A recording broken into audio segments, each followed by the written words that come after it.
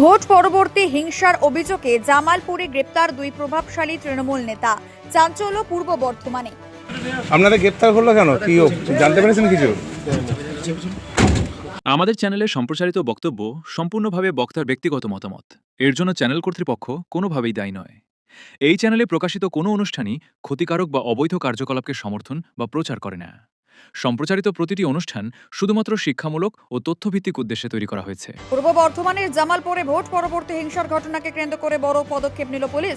এলাকার দীর্ঘদিন ধরে দাপুটে নেতা হিসেবে পরিচিত দুই তৃণমূল নেতাকে গ্রেপ্তার করেছে জামালপুর থানার পুলিশ। ঘটনাকে ঘিরে রাজনৈতিক মহলে তীব্র চাঞ্চল্য ছড়িয়েছে। পুলিশ সূত্রে জানা গিয়েছে, গ্রেপ্তার হওয়া দুই নেতার মধ্যে একজন হলেন বেরুগ্রাম অঞ্চলের তৃণমূল কংগ্রেসের সভাপতি শেখ শাহাবুদ্দিন ওরফে দানি এবং অন্যজন জামালপুর ব্লক তৃণমূল শ্রমিক সংগঠনের সভাপতি তাবারক আলী মন্ডল। এছাড়াও শেখ শাহাবুদ্দিনের গাড়ি চালক শেখ মানিককেও গ্রেপ্তার করা হয়েছে।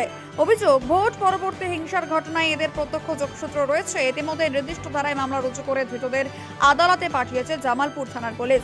এই ঘটনাকে কেন্দ্র করে রাজনৈতিক চাপানোতর শুরু হয়েছে। বিজেপির কাটোয়া সাংগঠনিক জেলার সাধারণ সম্পাদক সৌমেন হাজরা দাবি করেন, এরা নেতা হিসেবে নয়, এলাকার সন্ত্রাস হিসেবেই বেশি পরিচিত ছিল। বিভিন্ন সময় নানা অবৈধ কাজের সঙ্গে যুক্ত ছিল এই তৃণমূল সমর্থিত নেতারা। আগে পুলিশ স্বাধীনভাবে কাজ করতে পারত না, এখন বিজেপির সরকার ক্ষমতায় আসার পর পুলিশ নিজেদের মতো কাজ করছে বলে অপরাধীরা গ্রেপ্তার হচ্ছে। রাজ্য জুড়ে আইনের শাসন প্রতিষ্ঠা হচ্ছে। ঘটনার পর থেকেই জামালপুর এলাকায় রাজনৈতিক উত্তেজনা বাড়ছে। পরিস্থিতির উপর কড়া নজর রাখছে প্রশাসন। এই বিষয়ে আমাদের তো বিশেষ কিছু বলার নেই, কারণ এরা সব প্রভাবশালী নেতা, আপনারাই বলছেন। প্রভাব তারা এতদিন খাটিয়েছে, তাই প্রশাসন নিরুপায় ছিল। তারা প্রশাসনের মতন কাজ করতে দেয়নি, তারা তাদের মতন প্রশাসন চালিয়েছে। প্রশাসন এখন হয়তো খোলা আকাশে নিঃশ্বাস দিচ্ছে, তো তাই হয়তো বিজেপির তরফ থেকে এরকম কিছু বিষয় আমার জানা নেই। যদি আগে কিছু হয়ে থাকে প্রশাসন হয়তো ব্যবস্থা নিতে পারেনি, এখন হয়তো সেটা নিচ্ছে। আপনাদের তরফ থেকে কোনো কমপ্লেন? না, বিজেপির তরফ থেকে ওরকম কোনো কমপ্লেন নেই। গ্রামবাসী হতে পারে, আমি যতটুকু শুনেছি আগের নানান রকম বিষয়বস্তু থাকতে পারে বা হয়েছে, সেই নেই। বিজেপি তোলাবাজি হতে পারে, মারামারি হতে পারে, সে বিষয়ে এখনও আমার কাছে কিছু জানকারি নেই। পুলিশ বলছে ভোট পরবর্তী হিংসা, সেই জায়গায় কি আপনাদের খবর আছে বেরুগ্রাম বা ভোট পরবর্তী হিংসা? ভোট পরবর্তী হিংসা তাহলে হয়তো 21-এর হিংসা বা 21-এর পর 23-এ পঞ্চায়েত, তার হিংসা হতে পারে। 24-এর লোকসভা, তাতে হিংসা হতে পারে।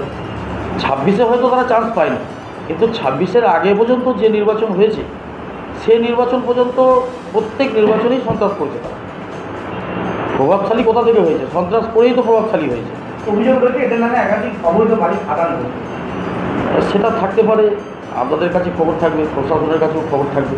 আমরা এই বিষয়ে জানি না, জানকারি নেব হয়তো। আপনারা দীর্ঘদিন ধরে রাজনীতি করছেন, এই যে যাদেরকে আজকে অ্যারেস্ট করা হলো, মানুষ হিসেবে বা নেতা হিসেবে কেমন? এলাকায় যা খবর আছে তাতে ওই সন্ত্রাসী বলেই চেনে, নেতা বলে কমই চেনে। আরেকটা বিষয় আপনার বাবা অভিযোগ করছেন যে ভেকধারী বিজেপি যারা রাতারাতি যাত্রী বদল করে এলাকায় হিংসা ঘটিয়েছে, এরকম ঘটনা আমরা বেরুগ্রামেও আমরা দেখেছিলাম। সেই বেরুগ্রামে ঘটেছিল, সভাপতি তিনি বাড়ি ছাড়তে বাধ্য হয়েছিলেন। তাহলে কি মনে করছেন এই সমস্ত প্রভাবশালী ব্যক্তিদের কোনো রকম ইন্ধন ছিল এই বিষয়গুলো? বিষয় যেটা হচ্ছে যে এই 26-এর নির্বাচনের আগে আমাদের জামালপুরে তৃণমূলের যে ব্লক সভাপতি, সে বলেছিল যে বিজেপি হয়তো এজেন্টই দিতে পারবে না। খুব সত্যি কথাই বলেছে, কারণ আমরা যে সংখ্যালঘু এলাকাগুলো ছিল সে এলাকায় আমরা ভাবতেই পারি যে এজেন্ট দেবো বা সেখানে আমরা বুথ কমিটি করবো, এরকম ভাবতেই পারিনি। তো সেখানে যদি সন্ত্রাস হয় তাহলে সেটা তো রাতারাতি বিজেপি হওয়া, 4 তারিখের বিজেপি হওয়া লোকেরাই যা করার করছে। বিজেপির তো ওখানে লোকই নেই, তৃণমূলই বলেছে আমাদের বলার থেকে আগে। তারপরেও আমরা তো বারবারই বলছি যে সরকার যে তৈরি হয়েছে, সংগঠনের থেকেও বড় যে বিষয়টা সেটা হচ্ছে মানুষের সরকার তৈরি হয়েছে। কারণ মানুষ স্বতঃস্ফূর্তভাবে ভোটটা দিয়েছে, এবং নির্বাচন কমিশনকে ধন্যবাদ, প্রশাসনকে ধন্যবাদ যে তারা এই এত পরিষ্কারভাবে ফেয়ারলি ভোটটা করাতে পেরেছে।